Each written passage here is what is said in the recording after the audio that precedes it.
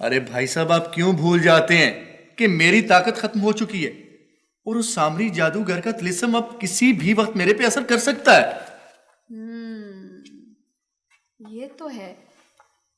अरे हाँ, नस्तूर भाई, आप ऐसा क्यों नहीं करते कि टिंकू की हिफाजत के लिए जकूटा की ड्यूटी लगा दें? हाँ जिन दोस्त, तुम जकूटा को तो बुला ही सकते हो।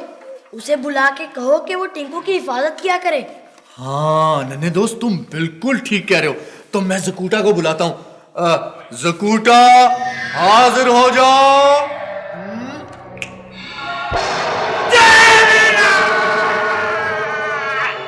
मैं काम बताऊं, मैं क्या कहूं, मैं किसको कहूं? तुझे काम मैं बताता हूँ। सुन, वो जो टिंकू बेटा है ना, उसका बहुत ख्याल रख और उसे अपनी हिफाजत में रख। अगर किसी तरह सामरी उसे ले गया तो मुश्किल हो जाएगी। और सुनो, आज से तुम्हारी ये ड्यूटी है कि तुम टिंकू को सुबह स्कूल लेके जाओगे और अपने साथ घर वापस लेके आओगे, ठीक है? बिल्कुल ठीक है मेरे आका बाका चिड़चिड़ा का। जय